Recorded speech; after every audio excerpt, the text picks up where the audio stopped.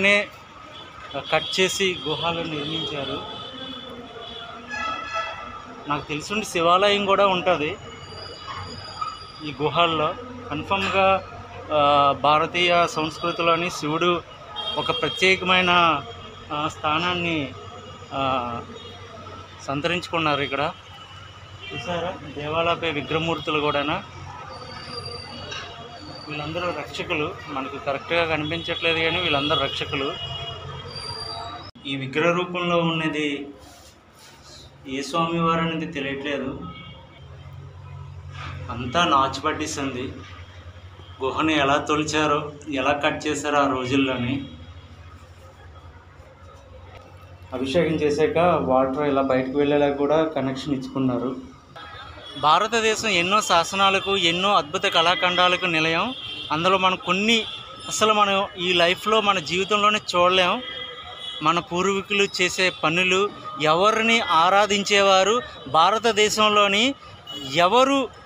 ఎవరిని పూజించేవారు, అసలు ఇన్ని మతాలు భారతదేశంలోకి ఎలా వచ్చాయి అని మనకు తెలియాలంటే ముందు చరిత్రకు పోవాలి. భారతదేశంలో ప్రతి ఎక్కడ మనం చూసినా కూడా శివాలయాలు లేదా రాముల విగ్రహాలు లేదంటే విష్ణుమూర్తి విగ్రహాలు ఏర్పడతాయే కానీ వీటిని స్తూపాలు అంటారు.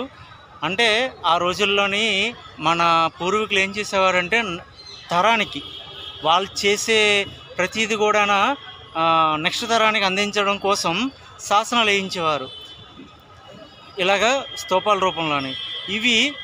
వీటిని చెరపలేం, చెదగొట్టడం తప్ప. అలా ఎందరో కుతుబ్ షాహీలు, సుల్తాన్లు వచ్చిన ప్రతిసారి కూడా భారతదేశ సాంప్రదాయాన్ని నాశనం చేసి వాళ్ళ సాంప్రదాయాన్ని అనుకునేవారు.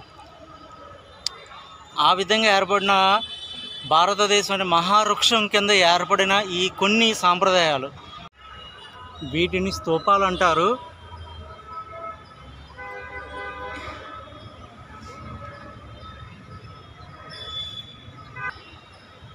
అంటే శాసనాలు ఎందుకంటే ఈ తరం ఏం చేసింది, నెక్స్ట్ తరానికి ఏమి ఇచ్చింది అని తెలియడం కోసమే.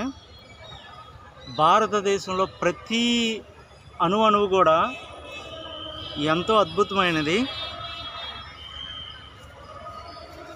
చూసారా, ఇది దేవనాగరి భాష. తెలుగులాగే ఉంటుంది కానీ తెలుగు కాదు. దేవనాగరి నుంచే కొన్ని పదాలు వచ్చాయి. చూసారు లాలా కనిపిస్తుందా, అలాగా కొన్ని పదాలు ఉంటాయి. చూడు, వట్రు, కాగోడిస్తే క్రూ ఉంటుందా, అది అలా ఉంటాయి. కానీ ఈ దేవనాగరి నుంచే వచ్చాయి. మన తెలుగు మాట్లాడుతున్న పదాలన్నీ కూడా దేవనాగరి లిపి.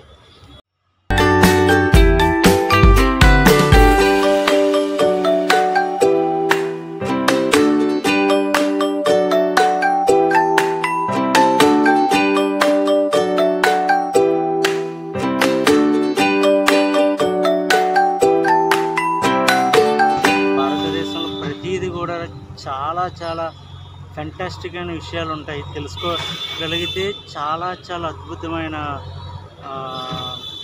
నాలెడ్జ్ అయితే ఉంది. చూసారా, ఇక్కడ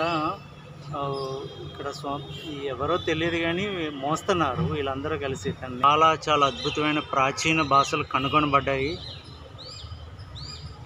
భాషలన్నీ కూడా సంస్కృతం నుంచే పుట్టబడ్డాయి. ప్రపంచంలో మాట్లాడుతున్న భాషలన్నీ కూడా అది చరిత్ర చెప్తుంది. మన తెలుగు మాత్రం దేవనాగరి లిపి నుంచి బయటకు వచ్చింది. ఎందుకంటే దేవనాగరి లిపిలో అక్షరాలు తెలుగుకు దగ్గరగా ఉంటాయి అన్నీని. చూసారా,